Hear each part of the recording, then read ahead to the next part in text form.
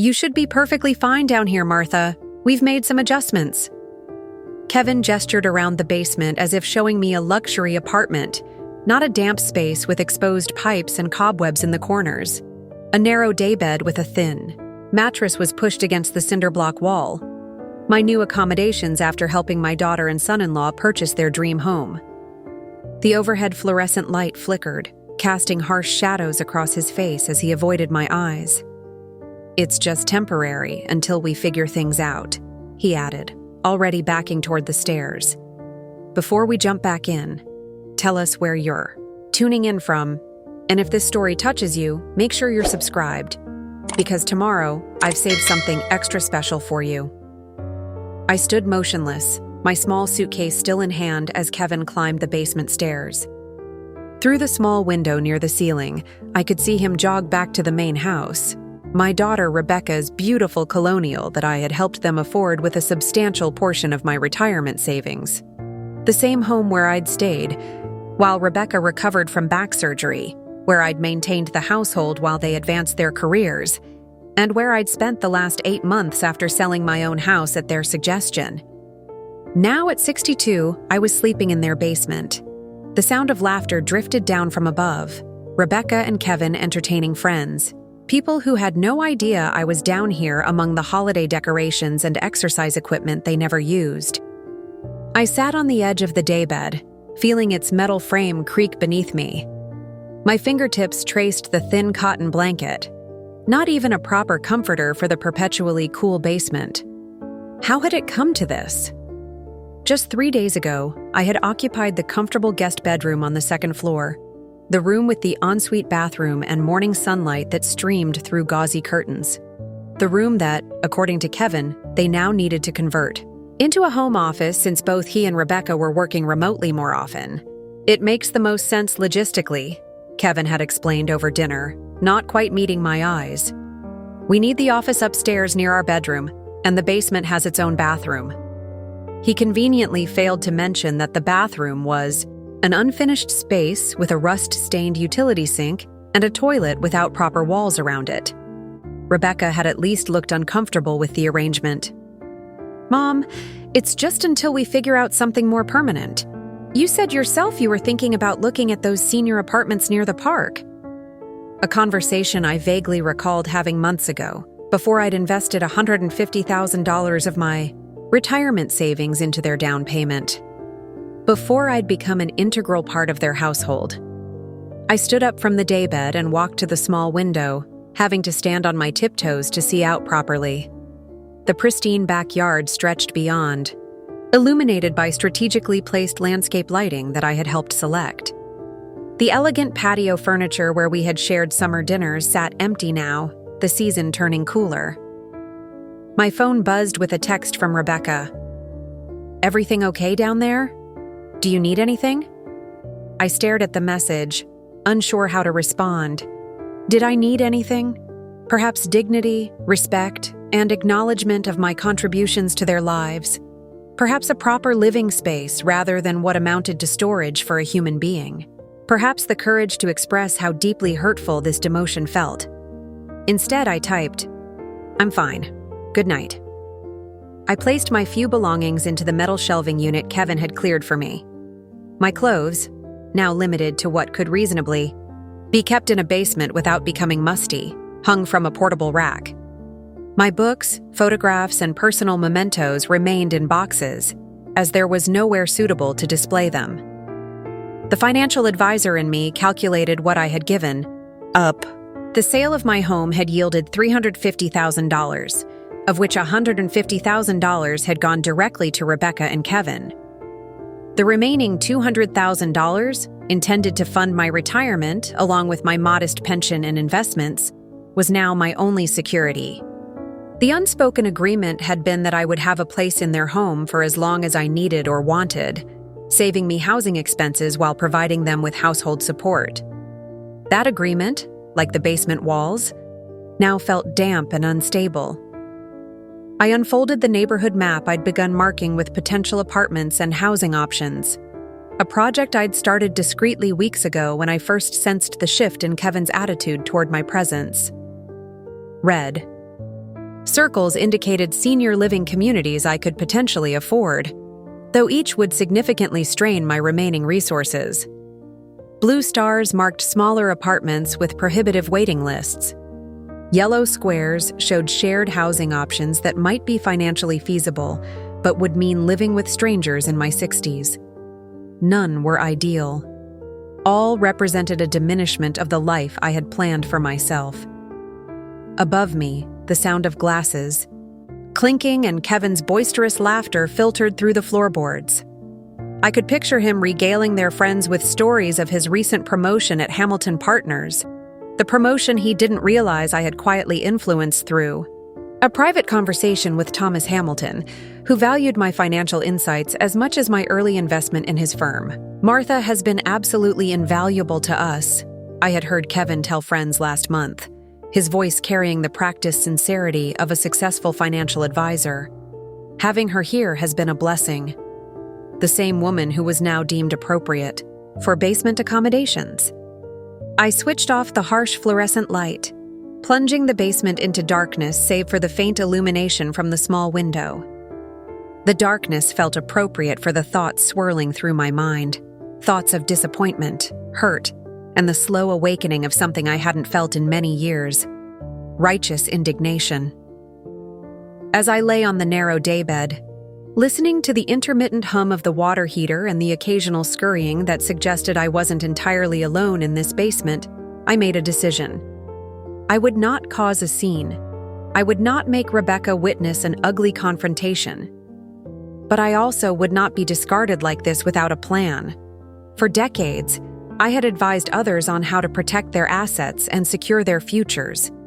It was time to apply that expertise to my own situation. It was time to reclaim the respect I deserved, the respect I had earned through years of sacrifice and support. Tomorrow, I would begin making calls, starting with Thomas Hamilton. The basement's chill seeped into my bones as I pulled the thin blanket tighter around me. But somewhere inside, a fire had been lit, one that would warm me through the difficult days ahead, one that would eventually illuminate the path back to dignity and self-respect. "Before we jump back in," I whispered to myself in the darkness, "tell us where you're tuning in from. And if this story touches you, make sure you're subscribed because tomorrow I've saved something extra special for you." My name is Martha Winters. For 35 years, I worked as a financial advisor at Eastbrook Investments, helping countless clients secure their futures through careful planning and strategic investments. I built a reputation for integrity and insight that allowed me to rise through the ranks despite the challenges women in finance faced during that era. I specialized in wealth management for high net worth individuals, guiding them through market volatility and economic downturns with a steady hand and foresight that earned me numerous industry accolades. My colleagues called me the Oracle for my ability to anticipate market shifts before they happened. What appeared to be intuition was actually meticulous research and an unwavering commitment to understanding the fundamentals that drove financial systems. The irony wasn't lost on me as I awoke in that basement the next morning. Here I was, a woman who had advised millionaires on protecting their assets, unable to protect my own position within my daughter's household. The concrete floor was cold against my bare feet as I made my way to the utility sink to wash my face. The mirror above it, a small spotted thing Kevin had clearly found in a forgotten corner of the house, reflected a woman I barely recognized. Dark circles under my eyes, hair disheveled from a restless night on the uncomfortable daybed. I raised Rebecca on my own after her father, James, left when she was 14. He'd decided that family life was too restrictive for his entrepreneurial ambitions. Those ambitions ultimately led to bankruptcy and a move across the country, where he started a new family and rarely contacted his first daughter. Throughout those challenging years, I maintained our stable home environment while advancing my career. Weekends were sacred, time for Rebecca and me to connect over baking projects, museum visits, and long conversations about her dreams for the future.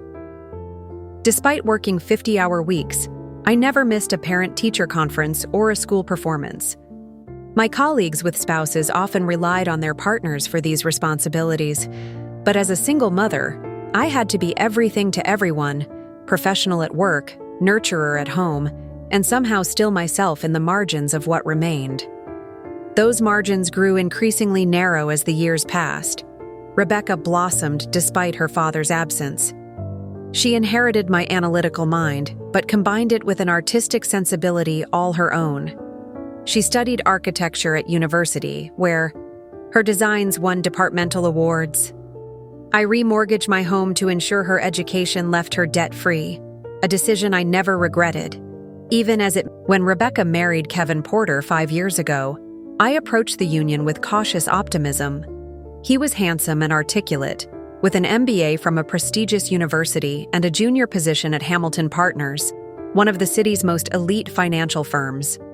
At the wedding, he charmed my friends and colleagues with stories of his client acquisitions and market insights. I noticed, however, that these stories invariably positioned him as the hero, the brilliant advisor who saw opportunities others missed, the rising star whose trajectory could not be impeded.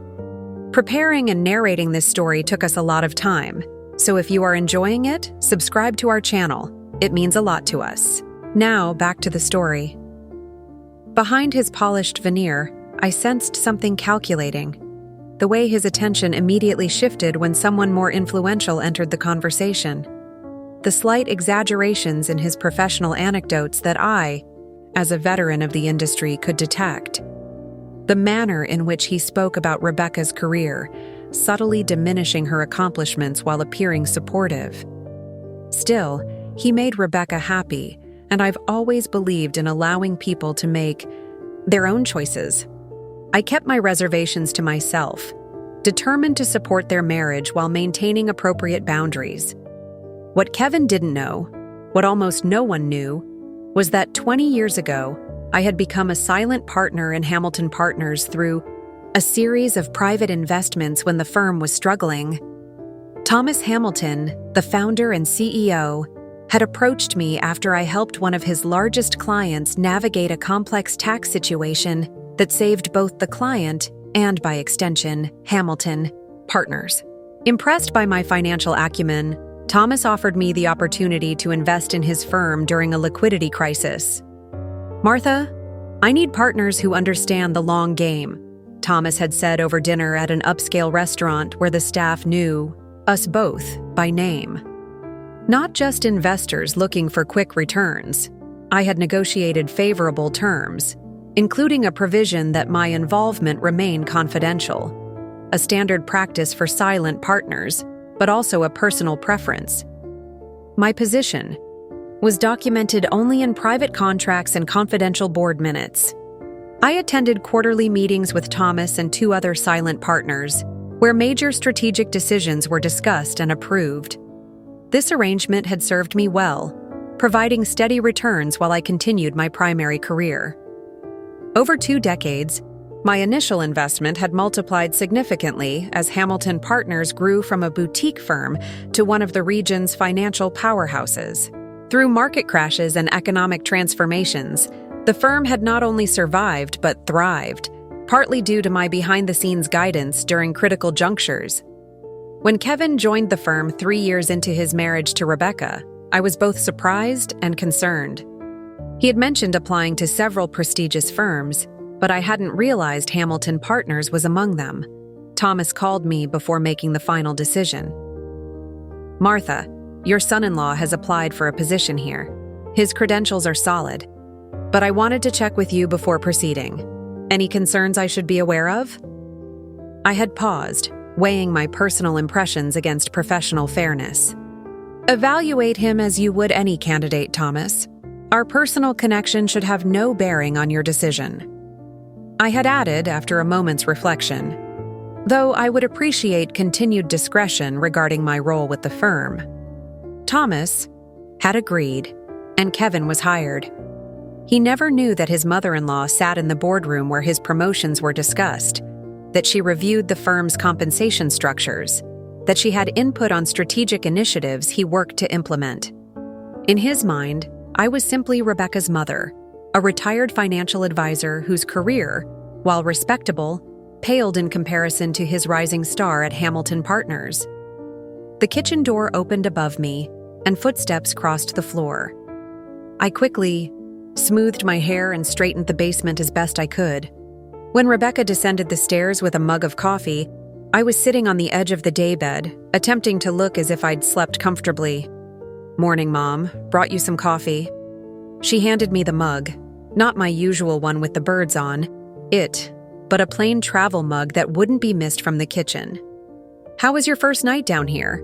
I took a sip before answering, buying time to compose a response that wouldn't reveal the depth of my hurt. "It was fine. A bit cool." An understatement? I had spent half the night shivering under the thin blanket. Rebecca glanced around the basement, and I saw a flicker of discomfort cross her face. "Yeah, we should get you a space heater or something. Listen, Kevin and I are heading to brunch with the Morgans. There's leftover quiche in the fridge if you get hungry." The Morgans. Carl Morgan was a senior partner at Hamilton Partners, Kevin's direct supervisor. The brunch was clearly a networking opportunity disguised as a social engagement. "Actually," I said, setting down the coffee, "I have plans today myself." The decision crystallized as I spoke the words. "I'm meeting an old colleague for lunch, Rebecca." Looked surprised. "Oh, that's nice. Anyone I know?" "Thomas Hamilton," I replied, watching her expression. "We have some catching up to do." Her eyebrows rose slightly. "Kevin's boss? I didn't realize you knew him." "The financial world in this city is smaller than you might think," I said with a smile that didn't quite reach my eyes. "We go back many years." As Rebecca climbed back up the stairs, I reached for my phone. It was time to make that call, not just for myself, but for the future relationship I hoped to salvage with my daughter once the dust settled from what I was about to set in motion. For 35 years, I had advised others on protecting their assets and securing their futures. Now it was time to do the same for myself. The woman they had relegated to the basement was about to remind them exactly who she was. My life changed dramatically when Rebecca called me in tears 18 months ago. "Mom, Kevin and I found our dream home, but we're short on the down payment. The market's so competitive, and if we don't act now, we'll lose it." I didn't hesitate to help. After recently retiring from Eastbrook Investments at 60, I had planned to downsize anyway. "What if I sell my house? I could contribute to your down payment and move into your current apartment until you sell it," I suggested, the solution seeming perfectly logical at the time. My Tudor-style home in Oakwood Heights, the home where I'd raised Rebecca, had appreciated significantly over the 30 years I'd owned it. With Rebecca married and my career winding down, the 4-bedroom house felt increasingly empty. The plan seemed perfect. I would sell my home, contribute a portion to their down payment, and invest the rest to bolster my retirement fund. They would upgrade to their dream home, I would temporarily occupy their apartment, and when it sold, I would find a comfortable condo better suited to my retirement lifestyle. Within a month, I had listed my house with a realtor who'd been a client for decades. The market was strong, and offers came quickly. I accepted one for $350,000, $320,000 more than I'd paid in 1990. After settling my remaining mortgage and the selling costs, I had cleared about $300,000. I transferred $150,000 directly to Rebecca and Kevin for their down payment on the Colonial in Riverside Heights. The remaining $150,000, combined with my retirement accounts and pension, would fund my retirement. I had calculated that with careful management, these resources would sustain me comfortably, especially if I purchased a modestly priced condo within the year. The day I handed Rebecca the cashier's check, her eyes had filled with tears. "Mom, I don't know how to thank you. This means everything to us." Kevin had been equally effusive, his arm draped around Rebecca's shoulders. "Martha, you're making our dreams possible. We'll never forget this." I moved into their 2-bedroom, Apartment in Westbrook Towers is planned, bringing only essential furniture and belongings. The rest went into storage, awaiting my eventual move to a permanent residence. Then, the unexpected happened. Rebecca slipped on a patch of ice outside her office building and suffered a severe back injury requiring surgery. The recovery would be lengthy, the doctor explained, with limited mobility for at least 8 weeks and physical therapy for months afterward. "Mom, I hate to ask this," Rebecca began during one of my hospital visits, her voice tight with pain and medication. "You need help during your recovery," I finished for her, already seeing where this conversation was headed. "Of course I'll help. That's what family does." Kevin looked relieved. "We were worried about how to manage, especially with the apartment being on the market. I can't take extended leave right now. I'm up for a promotion at Hamilton." And so, I postponed my plans for finding my own place. I moved with them into the new Colonial, taking the guest room temporarily. I managed Rebecca's recovery, driving her to medical appointments, ensuring she took her medications, helping her through painful physical therapy exercises. I maintained the household, prepared meals, and kept the home running smoothly while Kevin focused on his career advancement. As Rebecca's mobility improved, I began discreetly looking at condos and senior-friendly apartments. But each time I mentioned moving, there was always a reason to delay. "The real estate market is so volatile right now. Better to wait until spring," Kevin advised in January. "We're hosting the neighborhood association in May. Could you stay until after that?" Rebecca asked in March.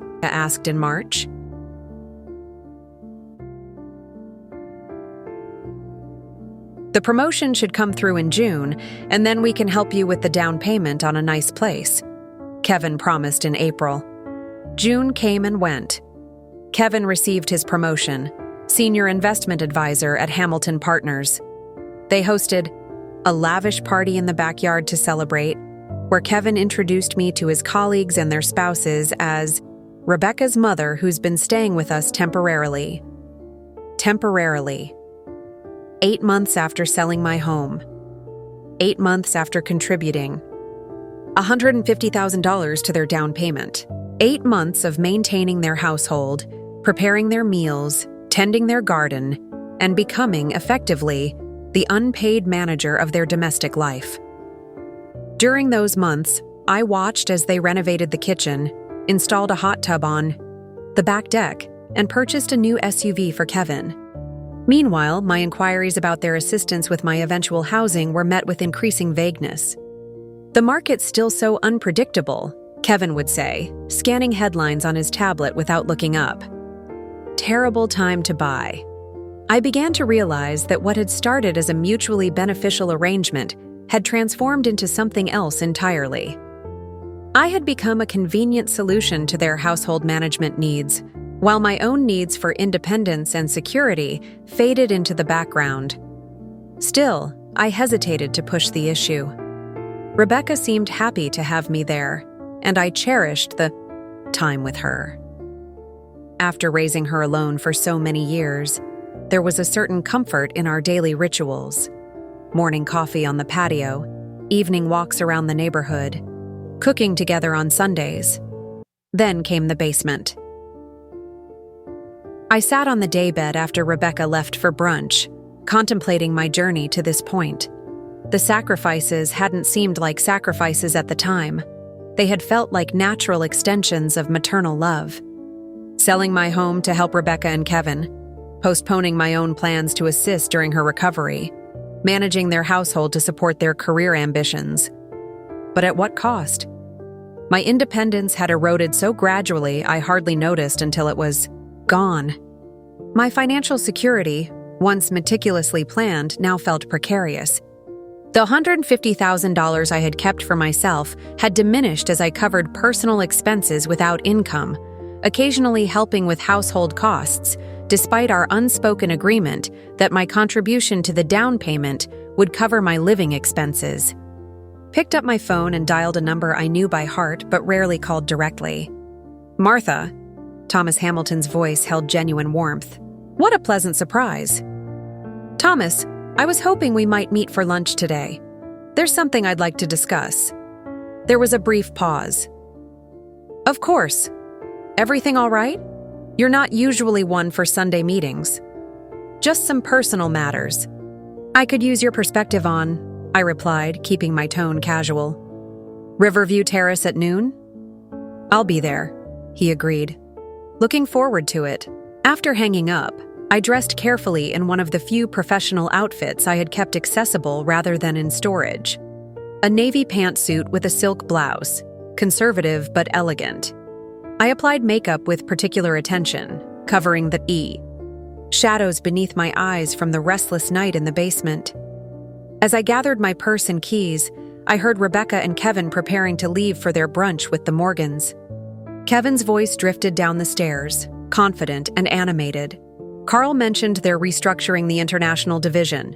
With my promotion and the new accounts I've brought in, I'm positioned perfectly for consideration. Rebecca's response was inaudible, but Kevin continued.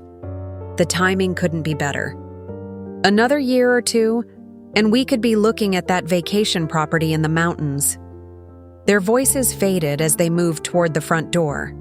No mention of helping their mother, the woman who had made their dream home possible, secure her own housing. No consideration for the future they were building on the foundation of my financial sacrifice. I waited until I heard their car pull out of the driveway before climbing the basement stairs. The main house felt different in their absence, less like a space where I was an afterthought, and more like the home I had helped create.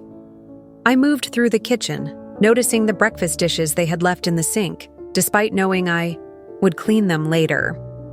The subtle expectation of my domestic service permeated every unwashed glass and crumb-strewn counter. Outside, the autumn air carried a crisp edge that matched my newfound resolve. I drove my 7-year-old sedan past, newer models in the neighborhood, including the gleaming SUV Kevin had insisted was necessary for his professional image. My car was reliable and paid for, a reflection of the practical financial principles I had followed and advised others on for decades. As I drove toward downtown and my meeting with Thomas, I found myself mentally calculating the true cost of my sacrifice. Not just the $150,000 contribution to their down payment, but the value of the household management I had provided. The meals prepared, the laundry done, the garden maintained, the appointments scheduled. If I had hired a professional for these services, what would it have cost them? And now, relegated to the basement, I wondered, what was the price of dignity? How did one quantify respect? What was the market value of familial obligation? I had spent my career helping others protect their financial interests. It has been a long time since I applied that same expertise to my own situation. The woman they had dismissed to the basement was about to remind them of her worth, in every sense of the word. Riverview Terrace came into view, an upscale restaurant overlooking the river that divided the city. Thomas was already there, his silver Jaguar easily recognizable in the parking lot. He had been one of my earliest allies in the financial world, recognizing my talent when others saw only a woman trying to succeed in a man's domain. Now, 3 decades into our professional relationship, he would become an ally again, though not in the way Kevin could possibly anticipate. Thomas Hamilton was already seated at our usual table by the window when I arrived at Riverview Terrace. At 68, he carried his age with the confidence of a man who had built something lasting. His tailored suit and the subtle Patek Philippe watch on his wrist spoke of success without ostentation, unlike Kevin, who favored flashier displays of his rising status. Martha, Thomas stood as I approached, his expression warm but concerned. You're looking well, though perhaps a bit tired. It's been an eventful weekend, I replied, taking my seat as the waiter pulled out my chair. Thank you for meeting on such short notice. He studied me carefully as we ordered drinks, sparkling water for me, a neat scotch for him. Thomas and I had maintained a relationship of mutual respect over the decades. Our quarterly business meetings, often extending into discussions of market trends, political developments, and occasionally, personal matters. He was one of the few people who knew both my professional acumen and glimpses of my private life. "So," he said after our drinks arrived, "what's this personal matter you wanted to discuss?" I admit, I'm curious. You're not typically one to blur the lines between business and personal. I took a measured sip of water. "It concerns my living situation with Rebecca and Kevin." His eyebrows rose slightly. "Ah, the temporary arrangement that's become less temporary?" "You remember?" I was touched that he'd retained this detail from our conversations. "Of course.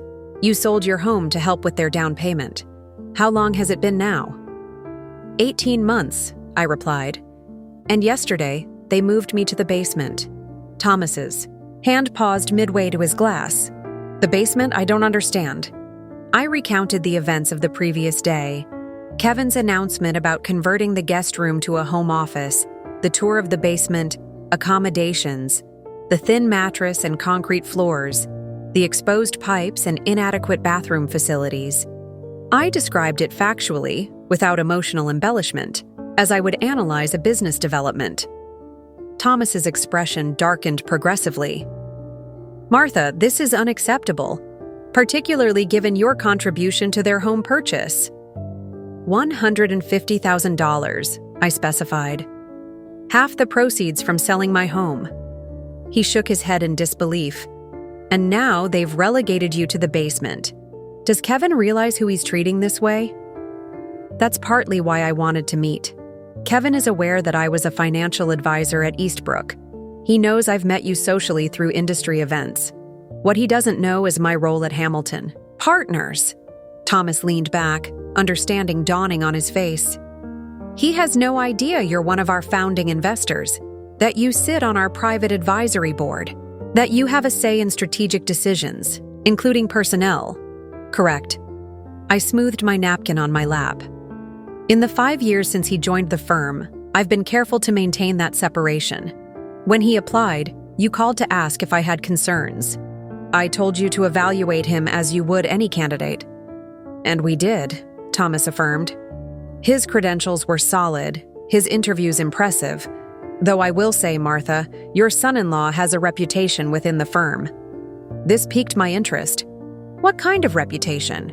Thomas chose his words carefully. He's viewed as ambitious, certainly capable, but there's a sense that he prioritizes appearances over substance, takes credit where it isn't always due. Carl Morgan has mentioned it in performance reviews. This aligned with my observations of Kevin over the years. The calculated charm, the subtle self-promotion, the tendency to position himself at the center of any success story. And this recent promotion, I asked, merited based on his numbers, though there was debate. He's effective with clients who appreciate his style, confident, assertive. He's less effective with the collaborative aspects of our firm culture. Our conversation paused as the waiter took our lunch orders. I selected the salmon, though I had little appetite. Thomas ordered the steak, his usual. "What are you considering, Martha?" Thomas asked once we were alone again. "I know that look. You're formulating a strategy." I met his gaze directly. "I need to recalibrate my relationship with my daughter and son-in-law. The current arrangement is untenable, both personally and financially. The basement being the final straw." Precisely. I took another sip of water. I've given considerable thought to my options. I could simply move out, find an apartment or senior living facility, and deplete my remaining savings faster than planned. I could confront them directly about the inequity of our arrangement, or you could use the leverage you have, Thomas finished, the corner of his mouth turning up slightly. Is it leverage, or simply transparency about who I actually am? I countered. Kevin sees me as Rebecca's mother, a retired financial advisor of modest success, now dependent on their generosity. That perception has allowed him to gradually diminish my position in the household to the point of basement accommodations. Thomas nodded thoughtfully. And if he knew you were a founding investor in Hamilton Partners, that you review compensation, structures, and promotion paths? That you've guided the firm through every major decision for 20 years? His perception would necessarily shift, I stated simply. Indeed it would. Thomas swirled the remaining scotch in his glass. You've kept your role confidential by choice, Martha. Are you prepared to change that for this situation? It was a fair question.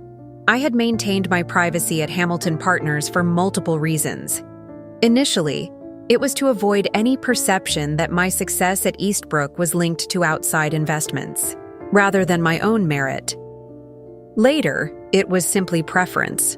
I enjoyed the freedom of influence without visibility, contribution without politics. I'm not suggesting announcing it to the entire firm, I clarified, but Kevin should understand who he's dealing with. Our food arrived, and we ate in companionable silence for a few minutes, both processing the implications of what I was considering. There's something else you should know, Thomas finally said, setting down his fork. The International Division restructuring. Kevin mentioned it this morning. He seems to believe he's positioned for consideration. Thomas's expression turned guarded. The restructuring is real, but not in the way Kevin might hope. We're consolidating the division, streamlining operations. There will be fewer positions, not more opportunities. This was valuable information, though not surprising.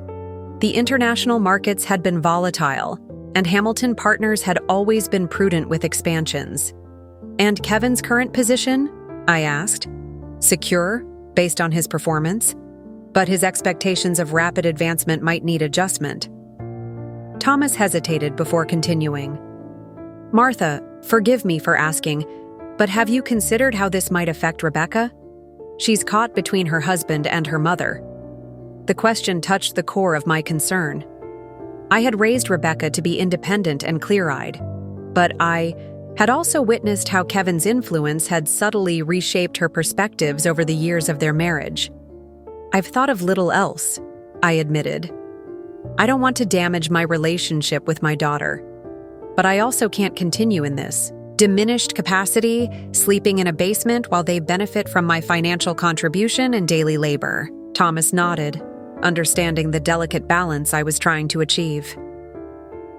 What would you do in my position, Thomas? I asked, genuinely curious about his perspective.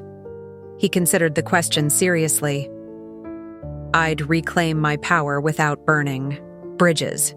I'd establish clear boundaries while leaving room for reconciliation. And I'd remember that real respect can't be demanded. It has to be earned through clear consequences for disrespect. His words resonated with the approach I had been formulating. Not vindictive, but firm. Not punitive, but consequential. There's a board meeting next Friday, Thomas mentioned, returning to his steak. Quarterly review, compensation updates, strategic planning. You generally attend by video conference, but perhaps this quarter you might consider appearing in person. The suggestion hung in the air between us, its implications clear. Kevin would be at that meeting, presenting his department's performance to the board, a board he believed consisted only of Thomas Hamilton and two elderly investors he had never met. That's an interesting thought, I replied, the outline of a plan taking shape in my mind. It would certainly clarify my position without unnecessary drama. Sometimes clarity is the kindest form of correction, Thomas observed, especially for someone like Kevin, who seems to have lost perspective on what truly matters. As we finished our meal, the conversation turned to more general topics: the market outlook, recent regulatory changes, Thomas's plans for eventual retirement. But beneath the familiar professional dialogue ran a new current of personal resolve. By the time we parted with a warm handshake in the parking lot, my path forward had crystallized. I drove back to the Colonial with a sense of purpose that had been absent when I left that morning. The basement no longer felt like a sentence, but rather a temporary situation that had catalyzed necessary action. I had allowed the gradual erosion of my position within Rebecca and Kevin's household, prioritizing harmony over honesty. That approach had failed, culminating in my relegation to the most literal lower position in the house. It was time for a correction, not just of my living situation, but of the fundamental misunderstanding about who I was and what I had contributed. The financial advisor who had guided countless clients through complex situations had neglected her own case for too long. As I pulled into the driveway, I saw Kevin's new SUV already parked in the garage. The brunch with the Morgans must have ended earlier than expected. I parked behind Rebecca's sedan and gathered my purse, straightening my shoulders before heading inside. The coming week would require careful navigation, but for the first time, since moving to the basement, I felt a sense of control returning. Thomas was right. Real respect couldn't be demanded. But it could certainly be commanded, especially when backed by the truth of who I really was. I entered the house through the side door, which led directly to the kitchen. Rebecca was at the counter, unpacking groceries while Kevin sat at the island scrolling through his phone. They both looked up when I entered, Kevin's expression shifting quickly from surprise to forced pleasantness. "Martha, there you are. How was your lunch?" His tone carried the faintest edge of disbelief, as if my social life was something unexpected. "Quite illuminating," I replied, placing my purse on the counter. "Thomas sends his regards." Kevin's fingers stilled on his phone screen. "Thomas Hamilton? You had lunch with Thomas Hamilton?" "That's right. We try to catch up every few months." I began helping Rebecca unpack the groceries, noticing the premium brands and specialty items they favored. Small luxuries funded, in part, by my down payment contribution. "I didn't realize you knew him that well," Kevin said, his voice carefully neutral while his eyes betrayed intense curiosity. "He rarely socializes with anyone from outside the firm's inner circle." I smiled slightly. "We go back quite a ways, Thomas and I. Financial circles in this city have always been rather interconnected." Rebecca looked between us, sensing the undercurrent but not fully grasping its significance. "Mom's known practically everyone in finance for decades, Kev. Remember that charity gala last year? 3 different bank presidents stopped to chat. With her." Kevin nodded slowly, recalibrating his assessment of me in real time. I could almost see the calculations behind his eyes, wondering what connections I might have that he had underestimated, what influence I might wield that he had dismissed. "What did you and Thomas discuss?" he asked, attempting casualness. "Oh, this and that. Market trends, the restructuring at Hamilton Partners." I placed a carton of eggs in the refrigerator, deliberately casual. "He mentioned the international division changes."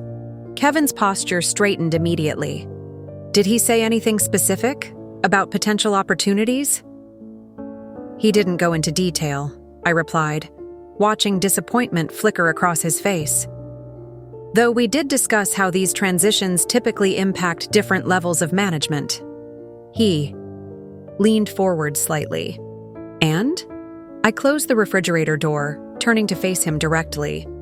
"Consolidations generally require careful consideration about which positions add the most value. Those who've demonstrated consistent commitment to the firm's core values tend to weather such transitions best." It was deliberately vague advice, the kind that could be interpreted as either encouraging or cautionary, depending on one's self-assessment. Kevin nodded thoughtfully, clearly filing away what he perceived as insider insight gained through my unexpected connection to his CEO. Rebecca finished with the groceries and touched my arm. "Mom, Kevin and I were talking, and we feel terrible about the basement situation. It's really not appropriate." Hope flickered briefly. Had my absence this morning given them perspective? Kevin jumped in. "Absolutely. The basement needs work to be properly habitable. I've ordered a space heater and some better lighting. We're thinking of putting down some carpet remnants over the concrete, maybe adding a room divider for more privacy around that utility toilet." My momentary hope deflated. They weren't reconsidering the basement accommodation, just proposing cosmetic improvements to ease their consciences. "How thoughtful," I said, unable to keep a hint of dryness from my tone. Rebecca didn't notice, but Kevin's eyes narrowed slightly. We want you to be comfortable, Martha, within the constraints we're all dealing with. And what constraints would those be, Kevin? I asked, the directness of my question surprising even me. He blinked, unprepared for the challenge. Well, space, obviously. The home office is necessary for both our careers now. And frankly, financial considerations. We're balancing a mortgage, property taxes, Rebecca's medical bills from last year. I see. I folded the reusable grocery bags methodically, giving my hands something to do while I processed the audacity of his response. And my financial contribution to this home? The $150,000 that made this purchase possible in the first place? Rebecca looked uncomfortable. Mom, we've always been grateful for that. You know we are. Gratitude is expressed through actions, Rebecca, not just words.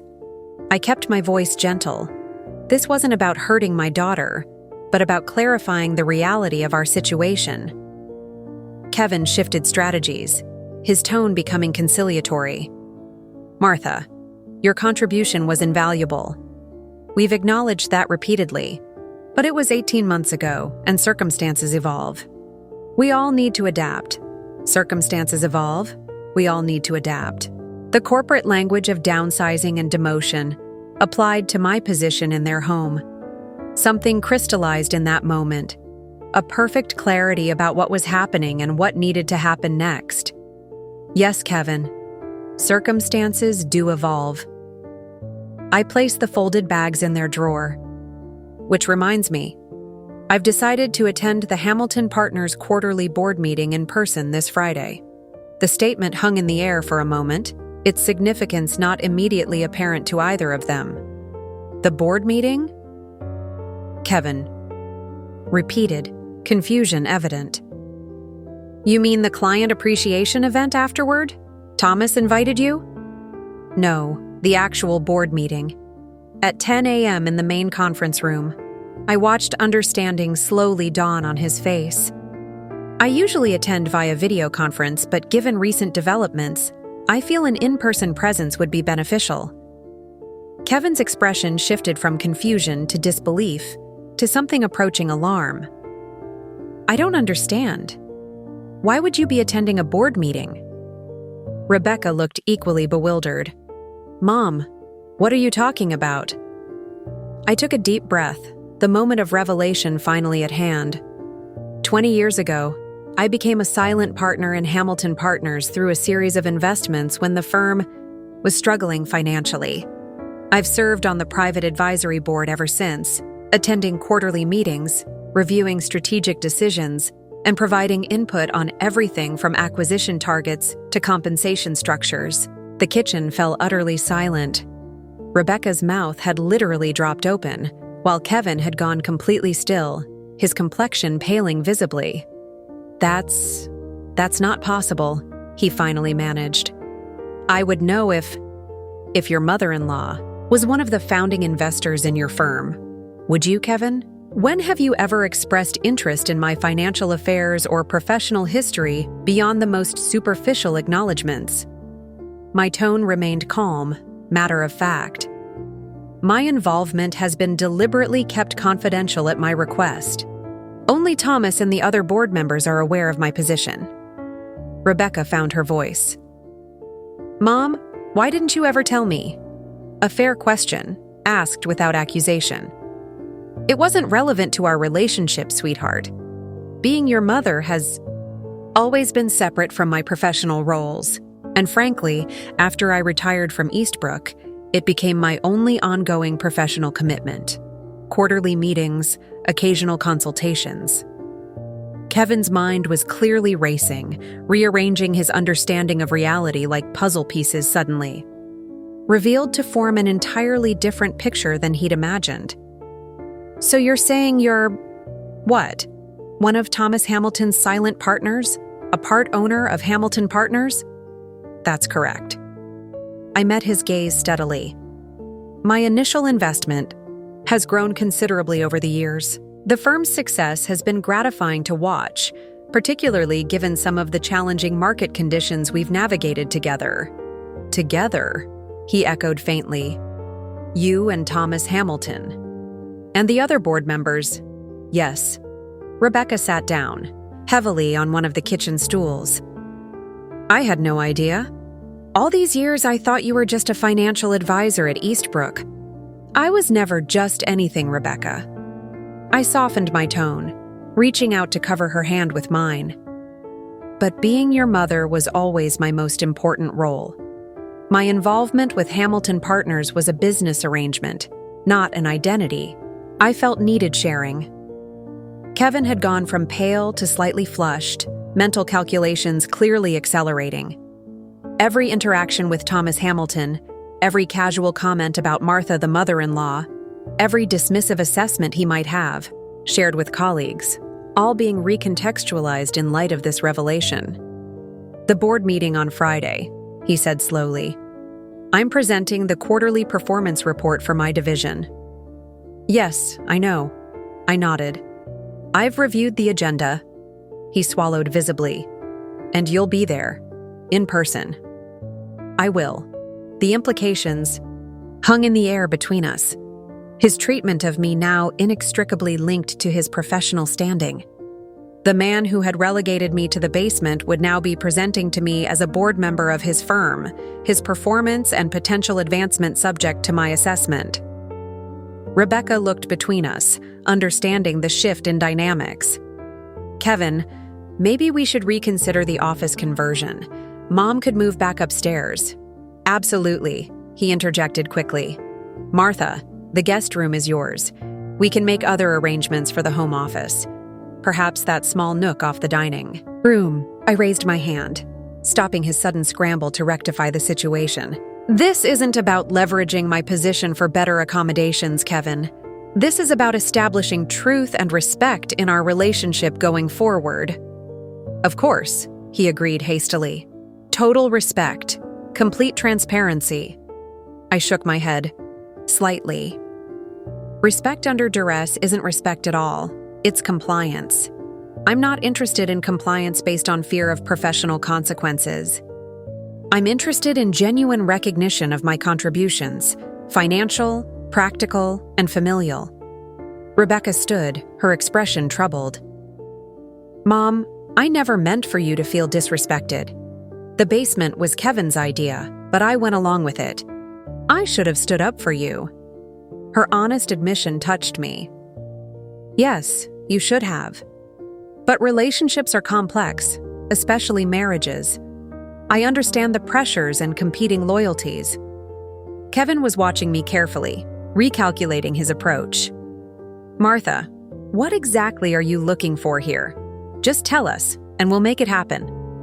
Such a revealing question, framing my dignity as a transaction, something to be negotiated and settled quickly before Friday's board meeting.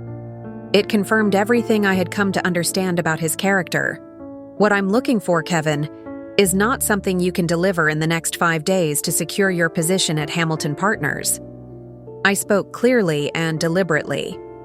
It's a fundamental reassessment of how we function as a family and how my contributions are valued. I picked up my purse, suddenly weary of the conversation. I'll be staying with my friend Eleanor for the next few days. Her guest room is available and I could use some space to consider my next steps. Mom, you don't have to leave, Rebecca protested, distress evident in her voice. I think it's best for now, sweetheart. I touched her cheek gently.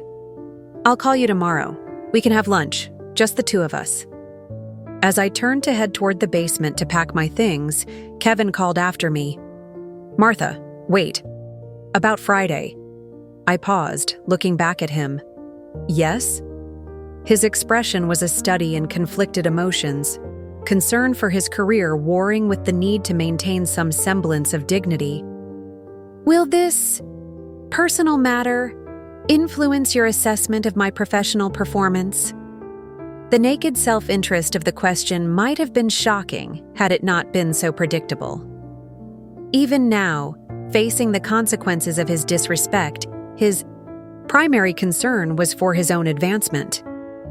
I have always been able to separate personal and professional matters, Kevin, I replied coolly. That's why you never knew about my role at Hamilton Partners. I suggest you work on developing similar compartmentalization skills.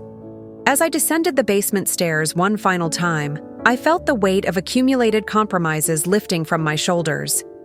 The moment of clarity had come, not in a dramatic confrontation, but in the simple recognition that I had allowed others to define my worth for too long. The woman who had advised millionaires, who had shaped investment strategies for decades, who had helped build one of the city's premier financial firms, would no longer sleep on a daybed in the basement. Not because of her connection to power, but because she had finally reconnected with her own. Eleanor's guest room felt like a sanctuary after the tension of the past few days.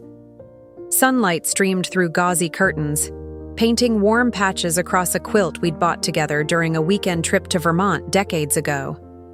The small writing desk by the window overlooked her meticulously tended garden, a riot of early summer colors that soothed my frayed nerves. "Martha, I've made tea," Eleanor called from downstairs, her voice carrying the familiar warmth of 40 years of friendship. I found her in the sunroom, a small tray set with her grandmother's porcelain teacups and a plate of lemon cookies. At 72, Eleanor remained as sharp and forthright as when we'd first met as young professionals navigating male-dominated financial circles. Her silver hair was cut in an elegant bob, her posture still dancer straight from decades of ballet lessons. "You look better already," she observed, pouring steaming Earl Grey into my cup.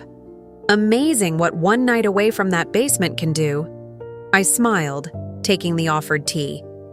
"It's not just the physical space, though God knows that helps. It's the emotional weight lifted. I didn't realize how much I was compromising until I stopped." Eleanor nodded knowingly. "That's how it happens. Small concessions, one after another, until suddenly you're living a life you never would have accepted if presented with it all at once." We sat in companionable silence for a moment, sipping tea and watching a hummingbird dart between the pink azaleas outside. Eleanor had been widowed for 12 years now, having transformed her husband's death into a catalyst for embracing independence rather than a reason to retreat. Her home reflected this. Once designed to Robert's tastes, now thoroughly her own, filled with art and books and mementos from her solo travels. "Rebecca called again this morning," I said finally. Eleanor raised an eyebrow. "And? She wants to meet for lunch today. Says she needs to talk." "Without Kevin?" "Yes, just the two of us." Eleanor set down her teacup with a decisive click against the saucer. "Good. That girl needs to remember whose daughter she is." I smiled at Eleanor's protective loyalty. "She's caught between two strong personalities. It can't be easy." "Don't make excuses for her, Martha," Eleanor said firmly. "Rebecca is 34 years old, not 14. She allowed her husband to relegate her mother to the basement." The truth of it stung, despite my attempts to contextualize Rebecca's actions. "Yes, she did. And now that she knows you're not just mom, but Martha Hamilton, financial powerhouse, suddenly lunch is urgent." Eleanor's tone wasn't unkind, merely realistic. "It's not that simple," I protested, though part of me wondered if it was precisely that simple. "Rebecca genuinely loves me. I've never doubted that." "Love without respect is just sentimentality," Eleanor replied, reaching for a cookie. "I've watched you pour everything into that girl. Your time, your wisdom, your savings. What has she invested in you lately?" The question hung in the air between us, uncomfortable but necessary. When had my relationship with Rebecca become so one-sided? I had always believed that motherhood meant giving without expectation of return. But somewhere along the way, the balance had tipped too far. "I'm meeting her at Café Luca at 1, I said finally. "I'll hear what she has to say." Eleanor nodded, satisfied that I wasn't rushing to forgive without proper consideration. "And the board meeting? Still planning to attend?" "Absolutely."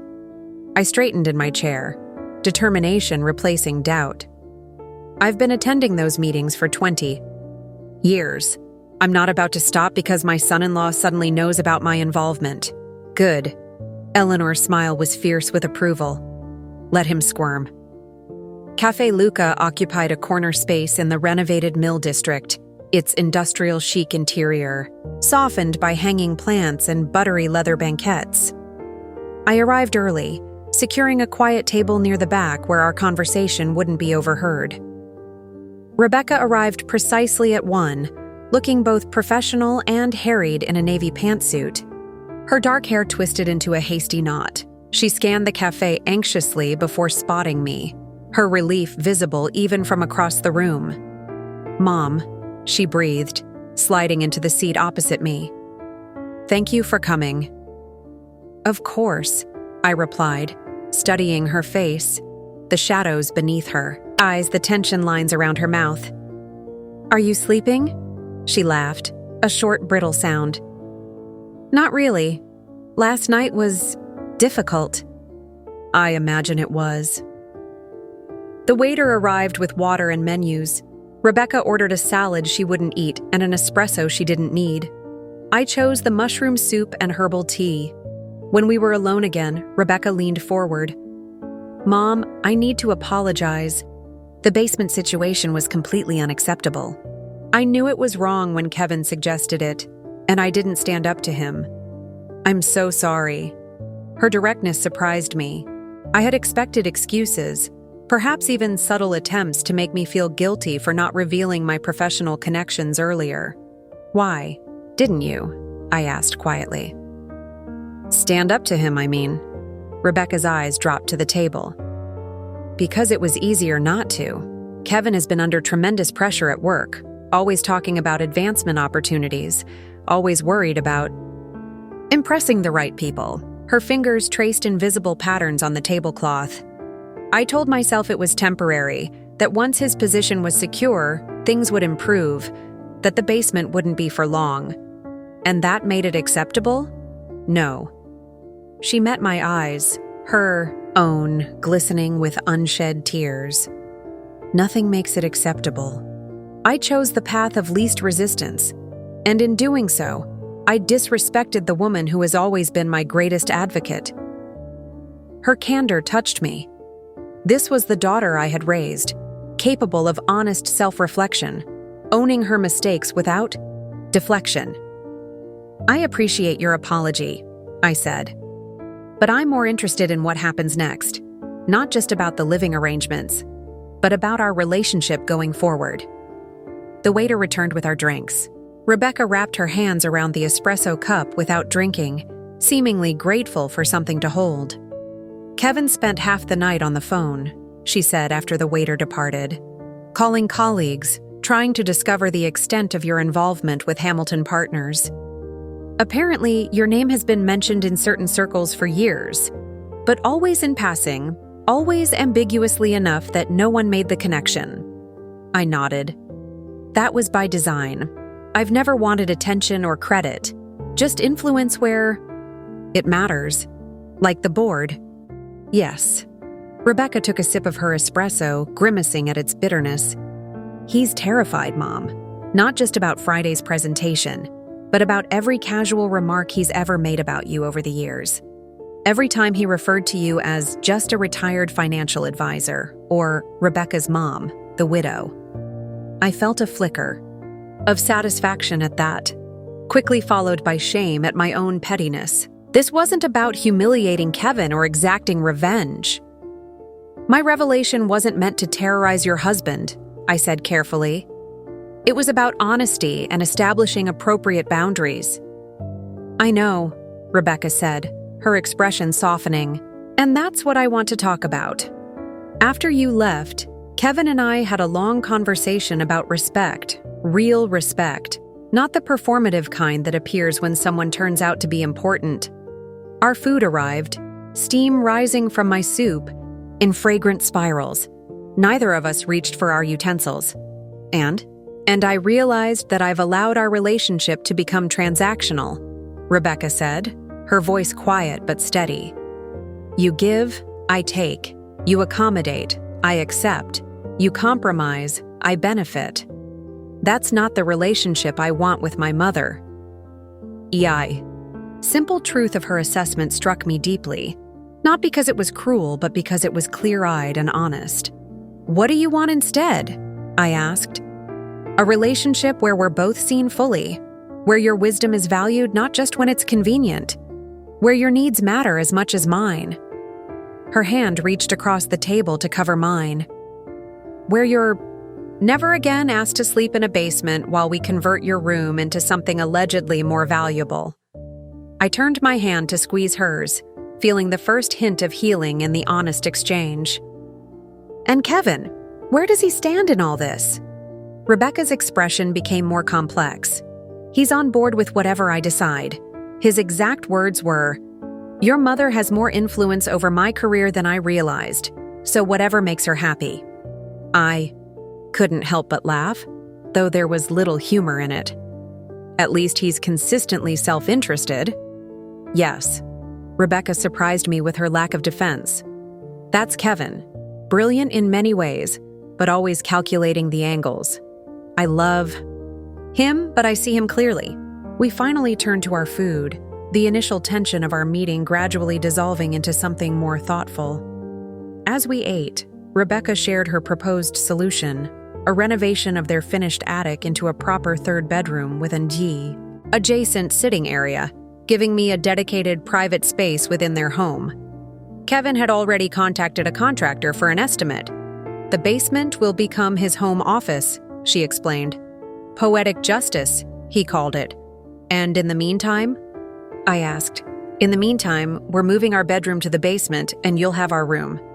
We absolutely insist. I considered her offer, appreciating the genuine effort behind it. But something had shifted in me these past few days, a recalibration of my own worth that couldn't be addressed by simply upgrading my accommodations. Rebecca, I said carefully, I'm not sure moving back into your home is the right next step, even with these changes.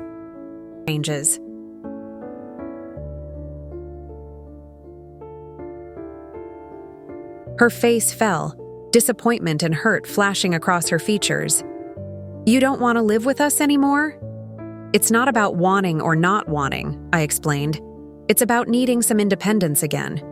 The past few days with Eleanor have reminded me how much I value my own space, my own routines. But where will you go? Back to your condo? It's been rented out for months. I stirred my soup thoughtfully. Actually, I've been considering buying something new. The market has some interesting properties available. Rebecca looked genuinely surprised. Really? Since when? Since I remembered that I don't need to organize my life around other people's convenience. I smiled to soften the words. I'll always be there for you, Rebecca. That doesn't change. But I think we'll have a healthier relationship with some physical separation. She nodded slowly, processing. And the board meeting? Will you still attend? Of course. My role there exists independently of our family dynamics. I paused, choosing my next words carefully. Though Kevin should know that I've always evaluated presentations on their merits, not on personal connections. If his work is solid, he has nothing to fear from me. Relief washed over Rebecca's face. That's what I told him, but he wouldn't believe me. As we finished our meal, making plans to view properties together the following week, I felt a profound sense of realignment. The woman who had arrived at their doorstep with suitcases and a heart full of expectations was not the same woman sitting across from her daughter now, clearer-eyed, more firmly boundaries, reclaiming power not through position or influence, but through the simple act of valuing herself enough to expect better. The basement was behind me now. Ahead lay possibilities I had almost forgotten how to imagine. Friday morning arrived with a clarity that matched my renewed sense of purpose. I stood before Eleanor's guest room mirror, appraising my reflection with a critical eye. My charcoal Armani suit, a splurge from years ago that had proven its worth many times over, still fit perfectly. The subtle silver threads woven through, The fabric caught the light as I moved, lending a quiet authority to my appearance. I'd paired it with a cream silk blouse and the pearl necklace Robert had given me on our 25th anniversary. Professional, polished, powerful, but not trying too hard. "You look magnificent," Eleanor declared from the doorway, coffee mug in hand. That suit was made for delivering reckonings. I smiled, securing a pearl earring. "It's not about retribution, Eleanor." "Of course not," she replied with a knowing look. "It's about justice, which sometimes looks remarkably similar."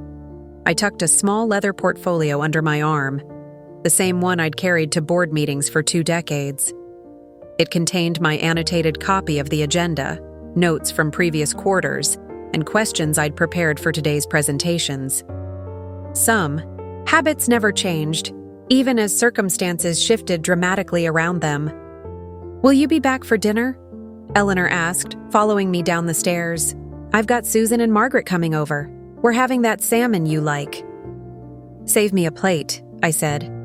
"I'm not sure how long the meeting will run, and I have an appointment with a realtor afterward to see that property on Lakeview Terrace."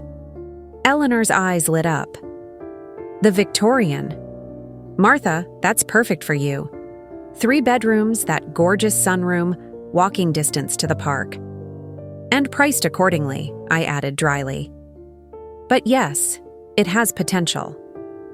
As Eleanor's driver pulled into the circular driveway, one of the luxuries she'd insisted on after Robert's death, claiming life was too short to hunt for parking, I felt a flutter of anticipation.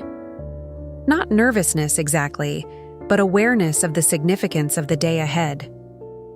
For 20 years, I'd contributed to Hamilton Partners' growth from behind the scenes.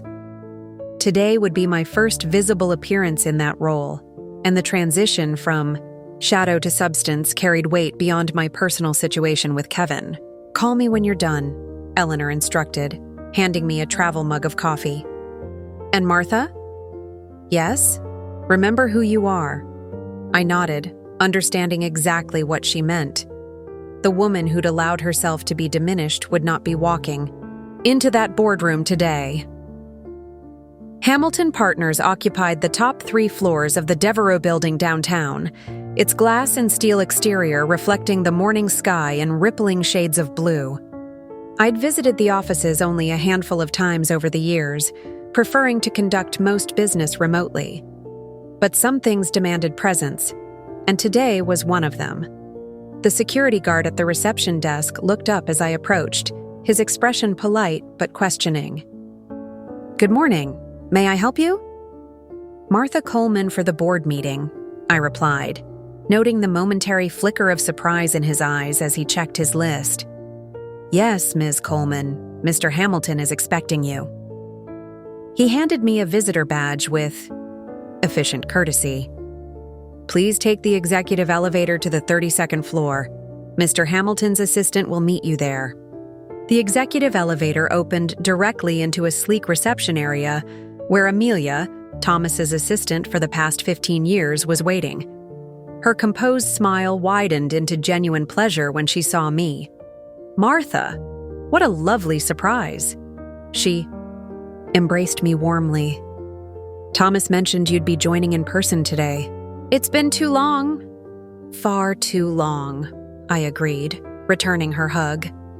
Amelia had been with Thomas since the early days, rising from entry-level assistant to his indispensable right hand. We'd developed a warm rapport over years of scheduling calls and coordinating logistics.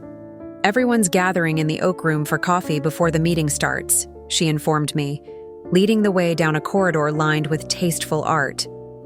"Thomas is particularly excited about the new international division projections.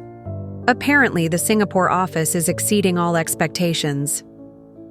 I nodded, mentally reviewing the quarterly reports I'd studied in preparation. "The Asian markets have been a bright spot. I'm curious to see how they're leveraging that momentum." As we approached the Oak Room, named for its impressive custom-built conference table rather than any actual oak trees, I could hear the murmur of voices, the distinct cadence of powerful people engaging in pre-meeting small talk. Amelia pushed open the heavy door, and the conversation momentarily lulled as heads turned toward the entrance. Thomas Hamilton, elegant at 68 in a bespoke navy suit, was the first to react. He crossed the room with long strides, hand extended in greeting. "Martha, finally in the flesh," he exclaimed, clasping my hand in both of his. "I was beginning to think you were actually an AI we'd created to ask the most incisive questions during our video conferences." Laughter rippled through the room as Thomas guided me toward the assembled board members. Most I knew well from years of virtual meetings and occasional in-person events, though faces had aged and hair had grayed since our last physical encounters. Handshakes and warm greetings followed, no one expressing surprise at my presence, all treating me as the long-standing colleague I was. No sign of Kevin yet, which was just as well.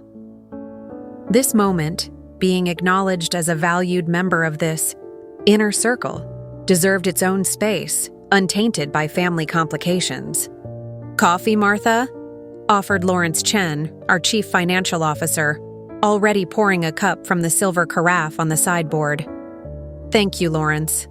I accepted the cup gratefully, my morning caffeine wearing thin. "I've been reviewing your projections for Q3. Ambitious but achievable, I think." He beamed, clearly pleased by the assessment. "The currency fluctuations had us worried for a while, but the hedging strategy is paying off just as you suggested last quarter." Our conversation was interrupted by Amelia discreetly signaling that it was time to take our seats. The board members moved toward the gleaming conference table, finding their usual places marked by elegant leather portfolios. Mine was positioned near Thomas at the head of the table, a seat I'd never physically occupied but had been reserved for me through years of virtual attendance.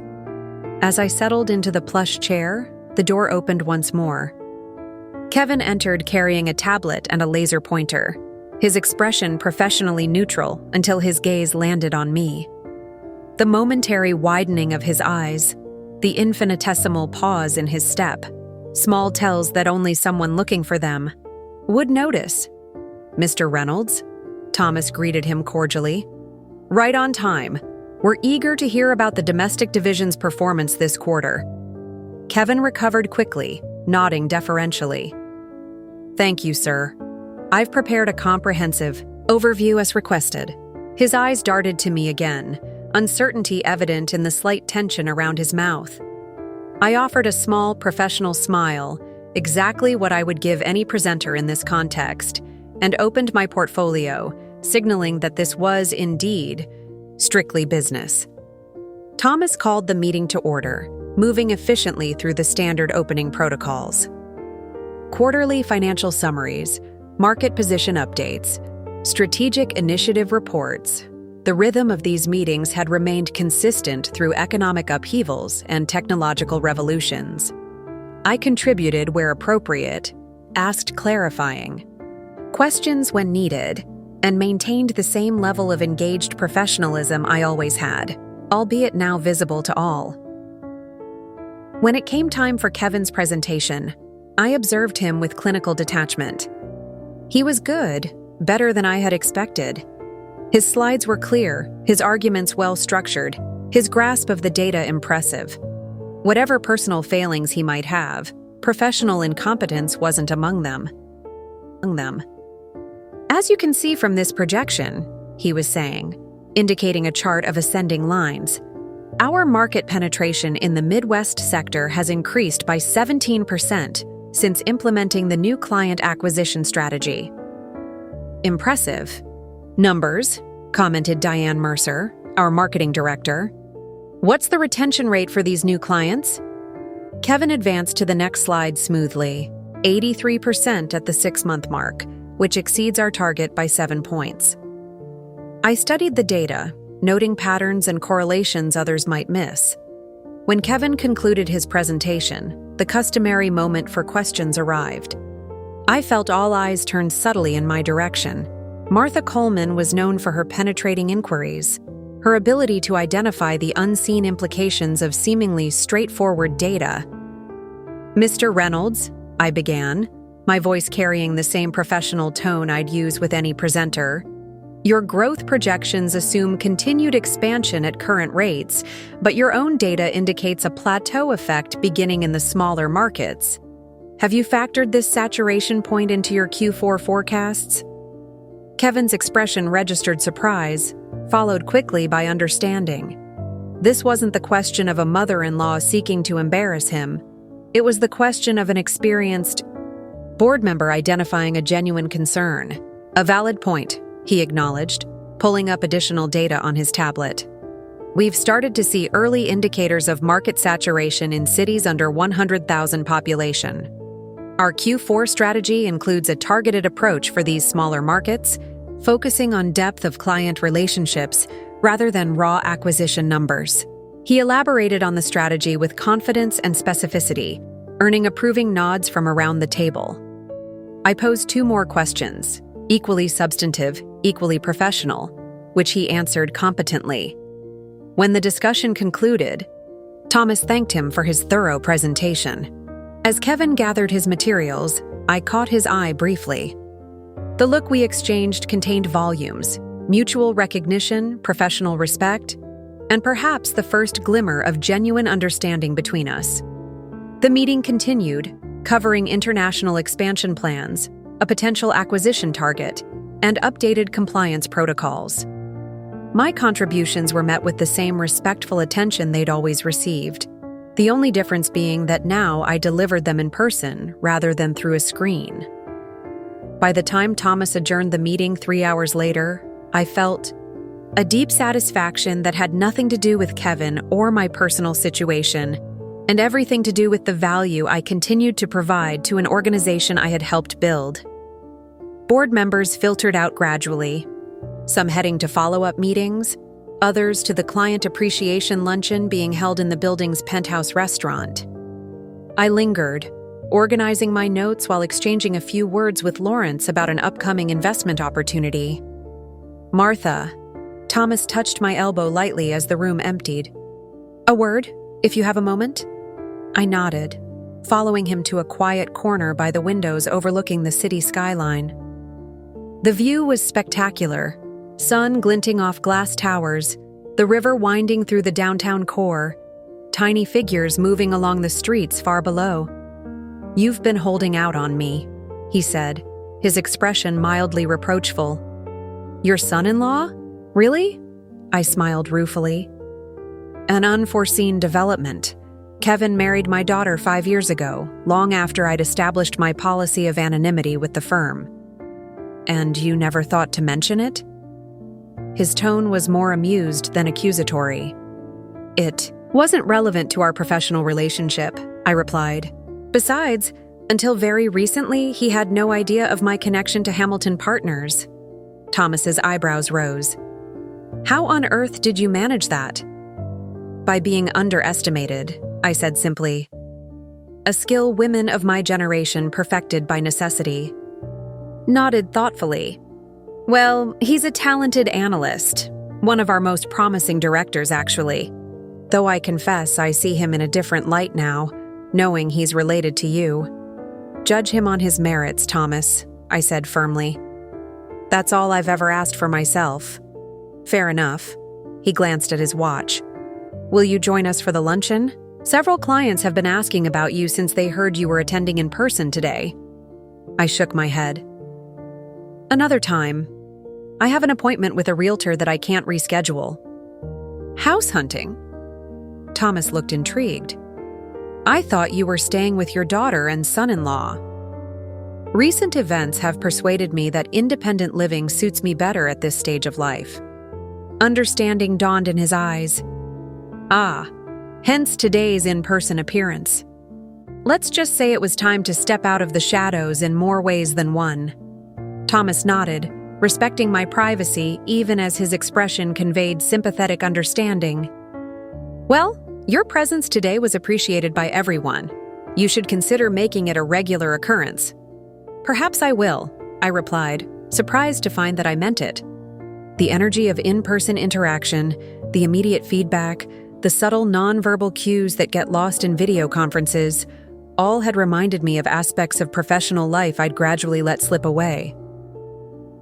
As we exited the conference room, Kevin was waiting in the corridor, his tablet tucked under his arm, his posture alert but not tense. Our eyes met, and he straightened slightly.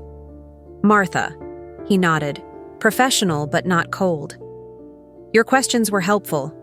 I've already started adjusting the forecast models to account for the market saturation factors you identified." "I'm glad to hear it," I replied, matching his tone. "Your presentation was thorough, Kevin. Well-structured analysis." A faint look of surprise crossed his face at the genuine compliment, quickly replaced by cautious appreciation. "Thank you. That means a lot, coming from you." Thomas glanced between us, sensing the complex undercurrents. "Reynolds, you're joining us for the client luncheon, yes? The Westbrook team specifically requested your presence after your presentation last month." "Yes, sir," Kevin confirmed. "I'll be there." "Excellent. I'll see you upstairs in 15. Thomas squeezed my shoulder gently. "Martha, always a pleasure. Let's not wait so long for your next in-person appearance." As Thomas departed, Kevin and I were left alone in the quiet corridor, the muted sounds of office activity providing background to our unexpected moment of privacy. "Rebecca told me you're looking at properties," he said after a brief silence. "The Victorian on Lakeview?" I nodded. "Among others. It has potential." "It's a good neighborhood," he offered. "Secure, close to amenities." The awkward attempt at normal conversation hung between us, neither of us quite knowing how to be with each other in this new reality where power dynamics had been revealed and reconfigured. "Kevin," I said finally, deciding directness was the only path forward. "Today wasn't about you or us. I've been part of this organization for 20 years. My role here exists independently of our family connection." He nodded slowly. "I understand that now. I've spent the past week talking to colleagues who've worked with you over the years. The respect they have for your insights, your judgment." He paused. "I misjudged you, Martha. Not just personally, but professionally. And I'm sorry for that." The apology seemed genuine, not motivated by fear or calculation, but by honest recognition of error. It wasn't sufficient to erase the past, but it was a necessary first step toward whatever our relationship might become. "I appreciate that," I said simply.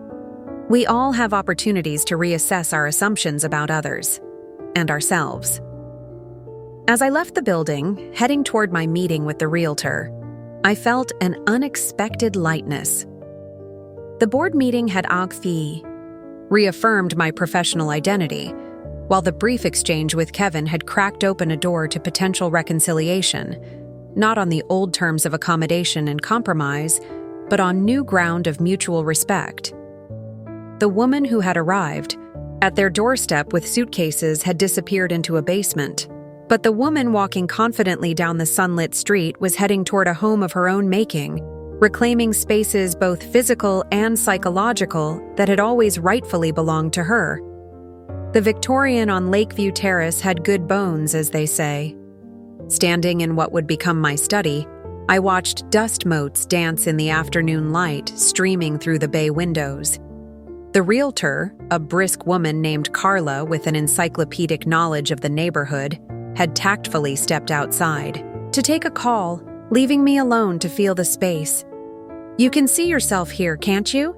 Eleanor said, running her fingers along the built-in oak bookshelves that lined one wall. She wasn't asking a question so much as confirming what she already knew. "I can," I admitted, imagining my desk positioned to capture the view of the maple trees in the front yard, their leaves just beginning to hint at autumn's approach. "It's more house than I need, but it has room for a life to expand into," Eleanor finished for me. "Room for grandchildren to visit. Room for dinner parties and book clubs and whatever else you decide to fill your days with." She was right. At 63, I wasn't looking for a temporary landing spot. I was establishing a foundation for this new chapter, one spacious enough to accommodate whatever might come next. The price was steep but fair, given the meticulously preserved architectural details and recent modernization of the kitchen and bathrooms. After decades of careful investments and my ongoing partnership with Hamilton, I could afford it without hesitation. Still, the deliberative financial manager in me insisted on sleeping on the decision. Mrs. Coleman? Carla appeared in the doorway, tucking her phone into her blazer pocket. I hate to rush you, but I should mention we've had another inquiry about the property. If you're interested, I wouldn't recommend waiting too long. I nodded, appreciating her candor. I'll have an answer for you by tomorrow morning. 9 o'clock? Perfect, she replied, handing me a folder containing the disclosure documents and property history. I've included my cell number. Call anytime if questions arise. As we descended the graceful staircase with its gleaming walnut banister, my phone chimed. Rebecca's text was brief. Dinner at our place tonight, 7 p.m., just the four of us. I showed the message to Eleanor, who raised an eyebrow. Interesting. Are you up for it? It had been 3 weeks since the board meeting. 3 weeks of polite, cautious exchanges with Kevin when our paths crossed at Hamilton Partners, and thoughtful conversations with Rebecca about boundaries, expectations, and moving forward. I'd been staying in Eleanor's guest room, using the time to sort through what I wanted from these relationships going forward. Yes, I replied, surprising myself with how readily the answer came. I think it's time. Rebecca greeted me at the door with a warm hug, the familiar scent of her perfume, the same she'd worn since college, momentarily transporting me back to simpler times. She looked well-rested, her smile genuine as she took my light jacket. Mom, I'm so glad you came. We've ordered from Salvatore's, your favorite eggplant parmesan. The house looked different somehow, though nothing had physically changed. Perhaps it was my perspective that had shifted, viewing it now as a visitor rather than a displaced resident. Kevin emerged from the kitchen, wine glasses in hand. Martha, he nodded, offering me a glass of the Barolo I preferred.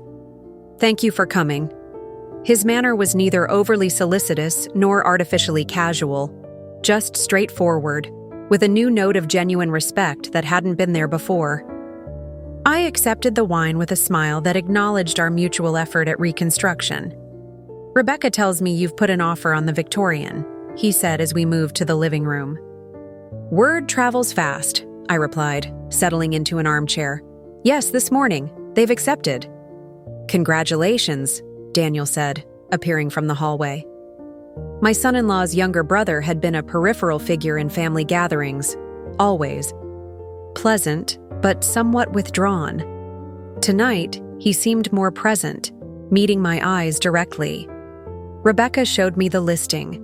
It's a beautiful property. Thank you, Daniel. I think it will suit me perfectly. Dinner was served in the dining room, the table set with care, candles, the good china, cloth napkins and silver rings. As we passed dishes and poured wine, conversation flowed more easily than I had anticipated. Rebecca shared updates on her latest legal case. Daniel spoke about a new project at his architectural firm, and Kevin mentioned the implementation of the strategy refinements that had emerged from my questions during the board meeting. The smaller market approach is already showing results, he said, a note of professional satisfaction in his voice. Thomas has approved additional resources for the initiative. I'm glad to hear it, I replied sincerely. The data supported your instincts. Sometimes all that's needed is a slight recalibration of perspective. Kevin met my eyes across the table, registering the double meaning in my words. Indeed, he said quietly, perspective changes everything. As Rebecca served coffee and a lemon tart in the living room, I sensed an underlying current of anticipation. They had something to share. That much was evident in the small glances exchanged between my daughter and her husband. Mom, Rebecca began, setting down her dessert plate. We have something we'd like to discuss with you. I nodded encouragingly, curious rather than apprehensive. "We've been thinking," she continued, looking to Kevin, who nodded for her to proceed. "The basement apartment, your old space, we'd like to convert it into something more purposeful." "I see," I said, unsure where this was heading. Kevin leaned forward slightly. "Martha, when you first came to stay with us, I made assumptions about what that arrangement would mean for all of us. I was wrong, and my behavior was inexcusable." "What Kevin's trying to say," Rebecca interjected, "is that we've both done some serious reflection on how we handled your transition here. And while we understand completely why you need your own space now, we want you to know that you'll always have a place in our home," Kevin finished. "Not a basement afterthought, but a real place." Daniel cleared his throat. "That's where I come in, actually. Rebecca and Kevin have asked me to redesign the basement space into a proper guest suite, something worthy of family visits." He pulled out a tablet, opening a design application to show preliminary sketches. The transformation was remarkable. Large windows replacing the small basement openings, a private entrance added, the awkward layout reconfigured into a thoughtful, welcoming space with a sitting area, bedroom, and expanded bathroom. "It's not to convince you to move back," Rebecca clarified quickly. "We respect your decision. This is about making sure that when you do visit, holidays, weekends, whenever you'd like, you have a space that reflects how much we value you." I studied the plans, touched by the gesture and what it represented. "It's beautiful, Daniel, a significant improvement. We'd like your input on the design," Kevin added. "This is about getting it right, acknowledging past mistakes and creating something better." The sincerity in his voice was unmistakable. This wasn't about assuaging guilt or creating a superficial fix. It was about transformation. Of a space, yes, but more importantly, of relationships. "I appreciate this," I said, looking at each of them in turn. "And I'd be happy to contribute to the design process, though I hope you'll all be frequent visitors at Lakeview as well." Rebecca's eyes brightened. "We'd love that, Mom." As the evening drew to a close, Kevin walked me to my car. The night air was crisp with the promise of autumn, stars visible despite the city lights. "I never properly apologized," he said, hands in his pockets as we stood by the driver's door. "For the basement, for the way I treated you. I could offer explanations about stress or misunderstandings, but the truth is simpler. I failed to see you, the whole of who you are." "And who do you see now, Kevin?" I asked quietly. He considered the question seriously. "A woman of substance, a professional whose judgment I respect, a mother-in-law whose relationship with my wife deserves my support, not my interference." He paused. "A person I'm still getting to know, but would like to. It wasn't everything, but it was enough, a foundation we could build upon, just as solid as the Victorian stone walls and oak beams." "I'd like that too," I replied, extending my hand. He took it, the handshake transforming midway into something more personal. Not quite an embrace, but a human connection, acknowledging both past hurts and future possibilities. 6 weeks later, I stood in my new kitchen, directing the caterers as they arranged platters of hors d'oeuvres and organized the bar setup. The housewarming party had expanded beyond my initial vision. Eleanor had insisted that new beginnings deserved proper celebration, and my modest gathering had evolved into a substantial affair. The doorbell chimed, and I smoothed my dress, a rich burgundy that Eleanor had helped me select, before answering. Thomas Hamilton stood on the porch with his wife Catherine, a bottle of champagne in hand. "Martha, this place is magnificent," Catherine exclaimed, embracing me warmly before stepping inside. "Those windows!" "Just wait until you see the library," Thomas added, handing me the champagne, a vintage I recognized as exceptional. If I know our Martha, that's where she's created her sanctuary. Other guests arrived steadily, Board members from Hamilton Partners, old friends from my banking days, neighbors I'd already begun to know.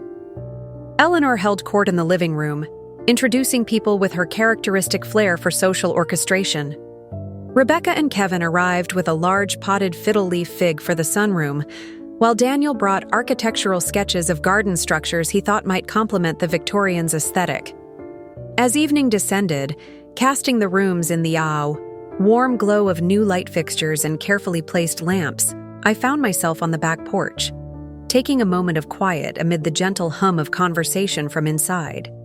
The garden was still a blank canvas, dormant for winter but full of possibilities for spring.